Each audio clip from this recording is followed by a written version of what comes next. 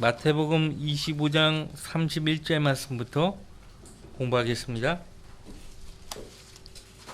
민족들을 심판한다는 거예요. 예수님이 내려오시면은 민족들을 심판하는데, 심판하는 기준이 무엇이냐? 그러니까 대환란 기간 동안에 유대인들, 예수님의 형제인 유대인들을 어떻게 대우했느냐?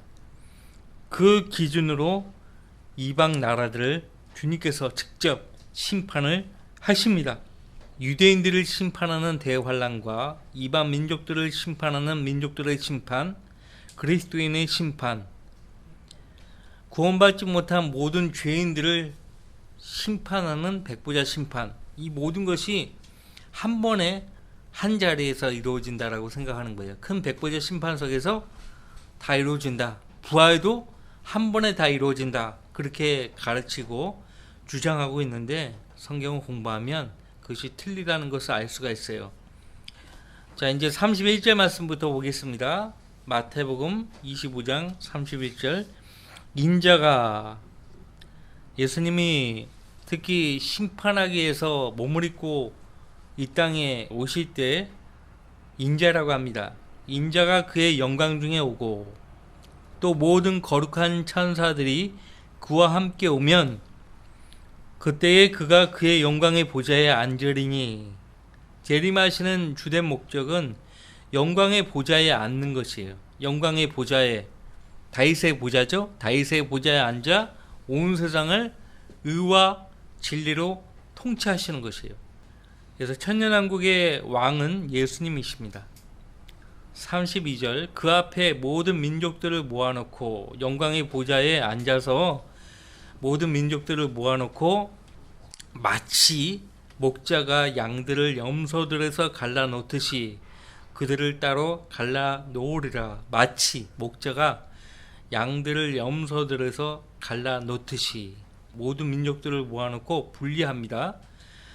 33절. 그리하여 양들은 그의 오른편에, 염소들은 그의 왼편에 세워두고. 그러니까 저도 그렇게 가르쳐 왔는데 대부분이 양에 속한 민족으로, 염소에 속한 민족으로 이렇게 분리하신다라고 생각하는데, 지금 본문을 잘 보시면 그런 내용이 아니에요. 민족들을 모아놓고 일단 사람들을 분리하는 거예요. 사람들을 분리해놓고 양에 속한 사람들, 염소에 속한 사람들, 그렇게 분리를 하는 것입니다. 양들은 그의 오른편에, 염소들은 그의 왼편에 세워두고. 34절. 왕이 그의 오른편에 있는 사람들에게, 사람들이라고 했잖아요. 민족들이라고 안 했잖아요. 사람들에게 말하기를, 오라 내 아버지의 복을 받은 자들아. 사실 민족들이 사람이거든요. 우리는 민족들을 나라로 구분을 하는 그런 경향이 있는데, 민족들이 사람 아닙니까? 내 아버지의 복을 받은 자들아, 세상의 기초가 놓인 이래로 너희를 위하여 준비한 그 왕국을 이어받아라. 그러니까 대환란 때 유대인들을 잘 대우해 준 이방 민족의 사람들을요, 천년왕국으로 인도하시는 거예요. 그 왕국을 이어받아라. 자, 이렇게 말씀하시는 이유가 무엇인가? 35절. 이는 내가 굶주렸을 때에 너희가 먹을 것을 주었으며, 내가 목마를 때에 마실 것을 주었고, 내가 나그네였을 때에 대접하였고, 또 내가 헐벗었을 때에 입혀주었으며, 내가 병들었을 때에 문안해 주었고, 내가 감옥에 갇혔을 때에 찾아와 주었음이라 하리라. 유대인들을 마치 예수님은 자신과 같이 말씀하고 있죠. 37절. 그때의 의인들이라고 말씀하고 있습니다. 환란 때 유대인 성도들을 도와주었다는 이유로 의인들이라고 예수님은 그들을 그렇게 부르고 계십니다. 그때 의인들이 주께 대답하여 말씀드리기를, 주여 언제 우리가 주께서 굶주리신 것을 보고 잡수실 것을 들었으며 목마르실 때에 마실 것을 들었나이까? 언제 우리가 주께서 나그네 되신 것을 보고 대접해 들었으며 헐벗으셨을 때에 입을 것을 들었나이까? 언제 우리가 주께서 병드신 것을 보았으며 또 감옥에 갇히셨을 때 찾아뵈었나이까라고 하리라. 그러나 왕이 대답하여 그들에게 말하기를 진실로 내가 너희에게 말하노니 같이 읽어봐요. 여기 내 형제들 가운데 가장 작은 자 하나에게 한 것이 곧 나에게 한 것이니라 하리라. 내 형제들 가운데, 예수님 입장에서 예수님의 형제들은 누구인가 하니까 유대인들이에요. 사도 베드로도 사도행전 2장에 보면 유대인들을 향해서 형제들아 라고 부르고 있어요. 형제들아. 그러니까 유대인들은 혈통적으로 서로 형제죠. 왜? 야곱에게서 태어났잖아요. 그 자손들이 12지파로 태어났잖아요. 형제예요, 형제. 우리도 한 민족으로서 동포요, 형제라고 하잖아요. 형제. 같은 혈통이니까 그래요. 그래서 유대인 형제들 가운데 가장 작은 자 하나에게, 어린아이 하나에게 대접을 잘하면 그것은 곧 주님께 하는 것이다. 마태복음 10장에서 예수님이 제 아들을 둘씩 보내시면서 너희를 영접하면 나를 영접하는 것이라고 말씀하셨어요. 사람들이 너희를 영접하면 나를 영접하는 것이라고 말씀하셨어요. 이방인들이 유대인들을 대환란 때 이렇게 잘 대우해 줘도 예수님은 보상을 하시는 거예요. 또 유대인들도 서로에게 서로 잘 대해줘야 돼요. 부자 유대인들은 가난한 유대인 형제들을 돌봐줘야 돼요. 율법에도 그렇게 말씀하고 있죠. 내 이웃을 내 자신과 같이 하라고 했어요. 야고보서 보세요. 야고보서. 가난한 형제 자매들을 멸시하고 천대하면 그건 주님을 멸시하는 것과 같은 것이에요. 유대인들끼리도 서로 멸시하면 안 되는 거예요. 야고보서 2장을 보시면요. 그들도 이제 모임을 가질 거 아니에요? 집회? 나의 형제들아, 영광의 주 곧 우리 주 예수 그리스도의 믿음을 사람들의 외모로 취하지 말라. 남루하고 허름한 옷을 입고 집회에 들어오면 차별을 하지 말라 이거예요. 만일 너희 집회에 금가락지를 끼고 화려한 옷을 입은 사람이 들어오고 또 남루한 옷을 입은 가난한 사람이 들어올 때에 화려한 옷을 입은 사람을 보고 말하기를 여기 좋은 자리에 앉으시오 하고 또 가난한 사람에게 말하기를 거기 서 있든지 여기 내 발판 아래 앉든지 하라고 한다면 너희는 너희 가운데 차별하며 또한 악한 생각으로 판단하는 자가 되는 것이 아니냐. 나의 사랑하는 형제들아, 경청하라. 하나님께서는 이 세상의 가난한 자들을 택하시어 믿음 안에서 부유하게 하시고 자기를 사랑하는 자들에게 약속하신 그 왕국의 상속자들로 삼으신 것이 아니냐. 그런데 너희가 가난한 자들을 멸시하였도다. 부자들은 너희를 압제하고 또 재판석 앞으로 끌고 가지 아니하느냐? 너희를 일컫는 그 아름다운 이름을 모독하는 자들은 그들이 아니야.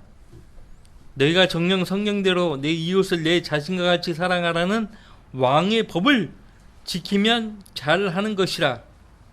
그러나 너희가 사람을 외모로 취하면 죄를 짓는 것이니 율법이 너희를 범죄자로 정죄할 것이라. 5장에 가시면요. 가난한 형제를 품꾼으로 둔 부자가요. 그 형제를 멸시하고 천대하면 주님께서 오실 때 그들을 벌하시겠다고 말씀하고 있어요. 5장 1절 이제 오라 너희 부자들이여 너희에게 닥칠 재난으로 인하여 울고 통곡하라. 4절 보라 너희 밭에서 추수한 일꾼들에게 속임수로 주지 않은 품삯이 소리 지르며 추수꾼들의 울부짖음이 만군의 주의 귀에 들렸느니라. 일을 시켜놓고 품삯을 안 주는 거예요. 너희는 땅에서 쾌락 가운데 살며 방탕하였도다. 너희가 산류의 날처럼 너희 마음을 살찌게 하였도다. 6절 너희가 그 의인을 정죄하고 죽였으나 그분은 너희에게 대항하지 아니하시느니라. 가난한 형제들을 멸시하고 천대한 그 부자들에서 말씀을 하시면서 왜 갑자기 6절 말씀에 그 의인을 정죄하고 죽였다고 말씀하고 있습니까? 그 의인은 누굽니까? 예수님이죠. 그러니까 가난한 형제들은 예수님과 같은 것이에요. 7절 그러므로 형제들아 주께서 오실 때까지 인내하라. 보라 농부가 땅에서 나는 귀한 열매를 바라고 이른 비와 늦은 비를 받을 때까지 오래 참나니 너희도 인내하며 마음을 경고케 하라. 주의 오심이 가까움이라. 환난서신이죠. 환난서신. 히브리서 13장 1절 말씀 보세요.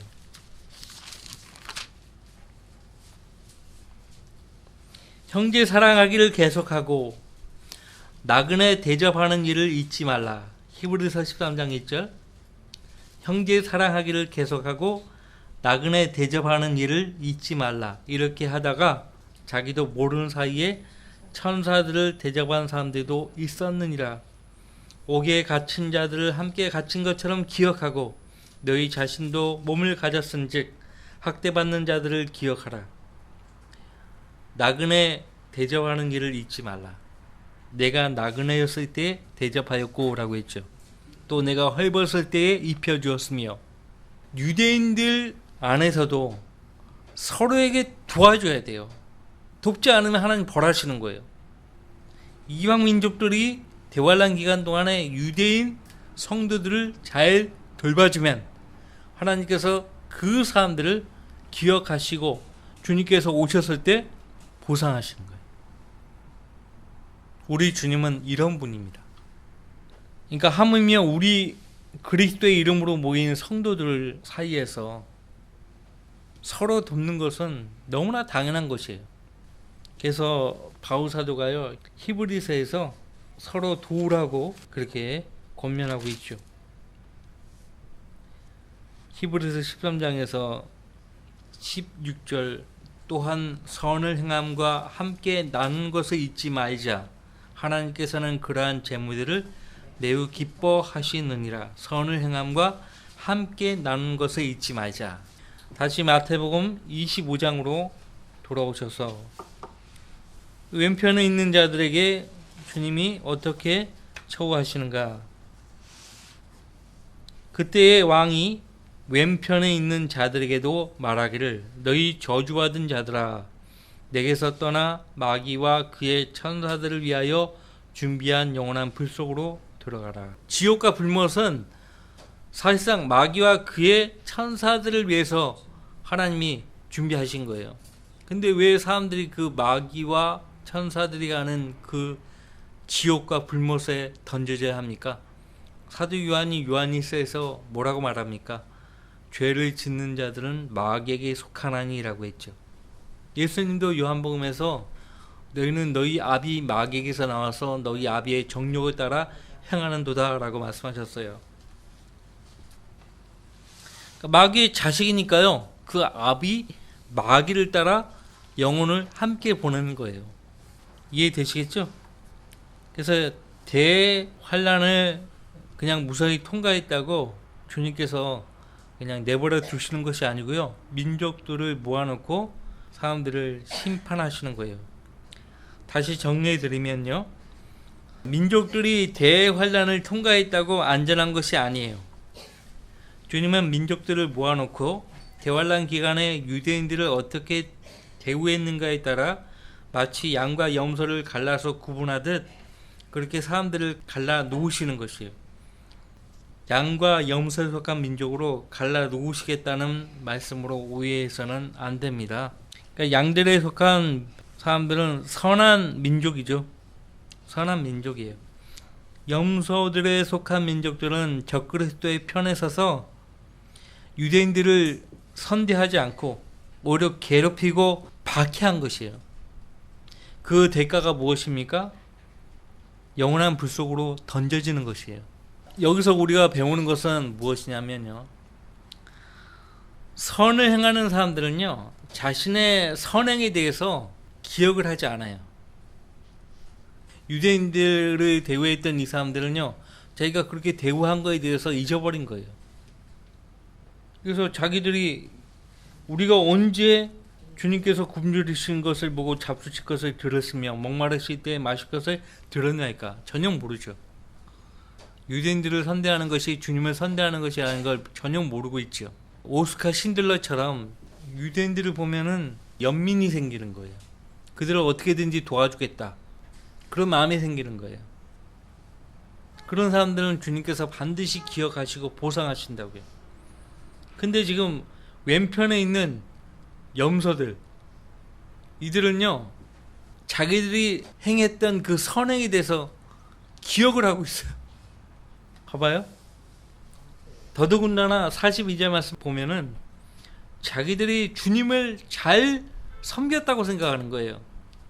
너희는 내가 굶주렸을 때에 먹을 것을 주지 아니하였고 내가 목말랐을 때에 마실 것을 주지 아니하였으며 내가 나그네 되었을 때에 대접하지 아니하였고 내가 헐벗었을 때에 입을 것을 주지 아니하였으며 병들고 감옥에 갇혔을 때에 문안오지도 아니하였느니라 하리라. 그때 그들도 대답하여 말하기를 주여 언제 우리가 주께서 굶주리신 것과 목마르신 것과 나그네 되신 것과 헐벗으신 것과 병드신 것과 감옥에 갇히신 것을 보고 돌봐드리지 아니하였나이까라고 하리니. 얼마나 많은 사람들이 불쌍한 사람들을 도와주고 합니까? 전혀 주님께 기억되는 것이 아니에요. 45절 왕이 그들에게 대답하여 말하기를 진실로 내가 너희에게 말하노니 너희가 이들 중에 가장 작은 자 하나에게 하지 아니한 것이 곧 나에게 하지 아니한 것이니라 하리라. 그러므로 이들은 영원한 형벌에 들어갈 것이라. 그러나 의인들은 영원한 생명으로 들어가리라고 하시더라. 신구약 성경을 잘 보시면 하나님이 보시는 의인들은 매 시대마다 달라요. 어쨌든 하나님의 뜻대로 행하면 의인이에요. 지금 이 교회 시대 때는 의인이라고 부르는 기준이 뭐죠? 의인으로 불리우는 기준이 뭐예요? 뭘 행해서가 아니에요. 예수 그리스도를 자신의 구주로 믿으면 그 죄인을 의롭다고 하시는 거예요. 로마서 4장 5절부터 보시면 행함이 없어도 불경건한 자들을 의롭다 하시는 분을 믿는 사람에게는 그의 믿음을 의로 여기신다고 했어요. 행함이 없어도 불경건한 자를 의롭다 하시는 그분을 믿는 사람은 그 믿음을 의로 여기신다고 했어요. 우리 다 죄인이잖아요. 그런데 우리 죄인들을 구원하기 위해 아무 죄 없는 예수님이 우리 죄인들을 대신해서 죄값을 받으신 거 아닙니까? 죄가 되시고 저주가 되셨어요. 그 예수님이 하신 일을 믿으면은 그 믿음을 보시고 의로 여기신다고 성경에서 말씀하고 있어요. 신약 성경에서. 그러니까 이 시대의 의인은 바로 그것이에요. 예수님이 하신 것을 믿는 사람은 의인이에요. 다른 시대의 의인들은 하나님의 기준대로 하나님의 뜻에 합당하게 준행하면 의인이 되는 거예요. 지금은 뭘 행해서 의인이 아니에요. 아시겠죠? 자, 이제 26장으로 가보겠습니다. 26장부터는 이제 예수님께서 유언을 하시고 유언한 대로 27장에 가서는 죽으시는 것을 우리가 보게 되죠. 자, 26장에서는 한 여인이 예수님께 장사를 기념하는 기름을 부어요. 그것은 죽음과 장사를 위해 기름 부음을 받으신 예수 그리스도를 우리에게 보여주고 있습니다. 26장 1절 예수께서 이 말씀들을 모두 마치시고 제 아들에게 말씀하시기를 너희가 이틀 후면 유월절인 것을 아나니 그러면 인자가 넘겨져 십자가에 못 박히리라고 하시더라. 예수님은 인류의 죄 문제를 해결하기 위해서 오신 구세주예요. 자신의 죽음을 다시 한번 제 아들에게 예고하신 것이에요. 3절 그때의 선임 제사장들과 서기관들과 백성의 장로들이 카야파라고 하는 대제사장의 관저에 모두 모여 교묘한 방책을 써서 예수를 붙잡아 죽이려고 의논하더라. 본격적으로 예수님을 붙잡아 죽이려고 이 사람들이 음모를 꾸미기 시작한 것은요, 나사로를 살리시면서 그때부터 예수님을 죽이려고 이 사람들이 모의를 했어요. 나사로를 살린 그 일로 이 사람들이 예수님을 죽이려고 모의를 했다고요. 어떻게 죽일까? 교묘한 방책을 써서 예수님을 붙잡아 죽이려고 했다. 그렇게 말씀하고 있습니다. 오른쪽 마태복음 26장 4절 말씀을 보고 있습니다. 교묘한 방책을 써서 예수를 붙잡아 죽이려고 의논하더라. 이 사람들은요, 특히 종교 지도자들은요, 이제 유월절이 다가오는 거예요. 유월절. 그러니까 자기들 손에 피를 묻히지 않고 예수님을 죽일 생각을 하고 있는 거예요. 자기들 손에 피를 묻히지 않고 예수님 죽일 생각을 하고 있어요. 그래서 청부살인을 하려고 하죠. 청부살인. 제가 하는 말이 무슨 말인지 아실 거예요. 청부살인. 자기들 손 하나 까딱 대지 않고 예수님을 죽이려고 계획하고 있어요. 청부살인. 그러니까 로마 제국의 손을 빌려 가지고 예수님 죽일 생각을 하고 있는 거예요. 얼마나 교묘합니까? 그래서 교묘한 방책에 서서라고 말씀하고 있는 거예요. 5절. 그러나 그들이 말하기를 백성 가운데 소요가 일어나지 않도록 명절날에는 하지 말자고 하더라. 명절날에 예수님을 붙잡아서 죽이게 되면 백성들 가운데 소요가 일어날 것이다. 이것까지 생각을 하고 있죠. 교묘한 자들이에요. 교묘한 자들. 예수께서 베다니에 있는 문둥병자 시몬의 집에 계실 때 한 여인이 매우 값진 향유가 든 옥합을 가지고 와서 앉아 식사하시는 주의 머리 위에 붓더라. 주의 제자들이 그것을 보고 화를 내며 말하기를 이 무슨 낭비냐. 사실 요한복음에 의하면요, 유다 이스카리옷이 제일 먼저 말했어요. 마태복음 보니까, 오늘 본문 보니까 주의 제자들이 화를 내면서 이 무슨 낭비냐라고 말하고 있죠. 다른 제자들도 유다 이스카리옷의 그 육신적인 반응에 의해서 간염이 되어버린 거예요. 불평 불만은 다른 사람들에게 쉽게 전이 됩니다. 오염이 돼요. 사람이기 때문에, 육신을 가진 사람이기 때문에 불평 불만을 가질 수 있어요. 근데 여러분들, 우리가 주님의 이름으로 모인 이 교회 안에서는 그 육신적인 혈기를 부리면 어떻게 될까요? 이 교회가 육신적인 혈기를 부리는 그 순간부터 마귀에게 문을 개방하는 거예요. 마귀가 그런 것들을 틈타고 들어오려고 하는데 개념 없는 한 성도에 의해서요, 마귀가 들어오게 돼요. 교회가 어떻게 되겠어요? 항상 교회가 그런 식으로 문제가 발생합니다. 그래서 어떤 경우로든지 교회 안에 들어오면은 나를 죽여야 돼요. 나를 죽여야 된다고요. 내 생각이 아무리 옳다고 하더라도 접어야 돼요. 교회에서는. 자꾸 내 주장을 앞세우고 그러면 안 되는 거예요. 목회자인 저도 내 주장 함부로 여러분들 앞에서 함부로 그렇게 못해요. 이 교회의 머리가 내가 아니라 주님이시거든요. 근데 우리는 그것을 잊어버립니다.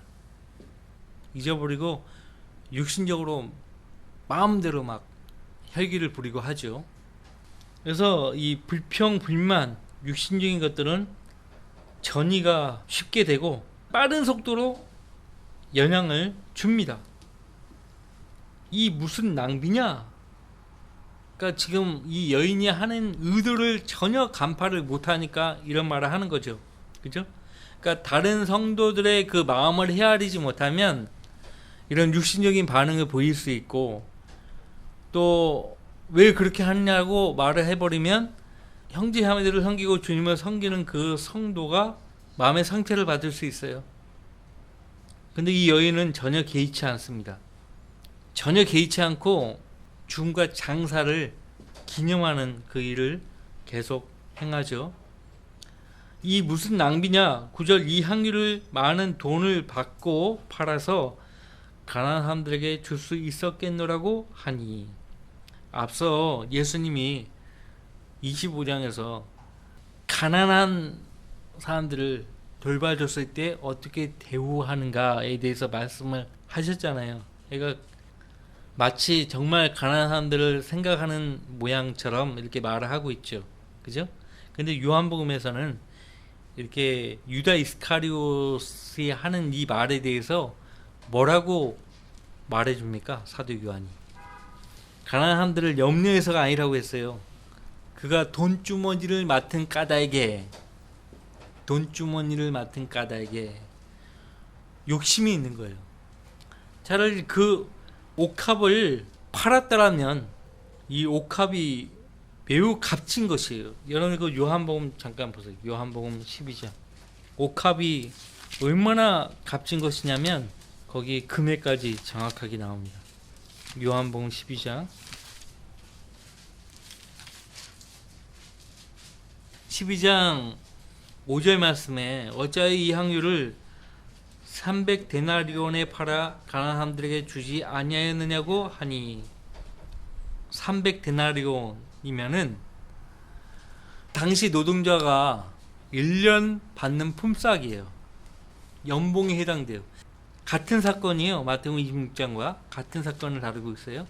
그 시몬은 문둥병자 시몬은 바로 나사로를 가리키는 거고 굉장히 비싼 향유예요. 지금 이런 가격에 향유가 있는지 모르겠어요. 상수가 있는지 모르겠어요. 모르겠는데 엄청나게 비싼 향유를 예수님 머리에 부었다고 불평을 하고 있어요. 거기 사도 요한이 6절 말씀에서 요한복음 12장 6절 말씀에서 뭐라고 말합니까? 그가 이렇게 말한 것은 가난한 사람들을 염려해서가 아니라 그가 도둑이며 돈주머니를 맡아 그 안에 넣은 것을 지니고 다니기 때문이라. 자기가 몰래 돈을 빼서 쓰는 거죠. 도둑이에요. 도둑놈이에요. 도둑놈. 근데 예수님이요 거기 12장 7절에 그러자 예수께서 말씀하시기를 그녀를 가만두어라. 그녀는 나의 장래 날을 위하여 이것을 간직해 둔 것이라. 가난한 사람들은 항상 너희와 함께 있으나 나는 너희와 항상 함께 있지는 아니하느니라고 하시더라. 자, 마태복음 26장 다시 오셔서요.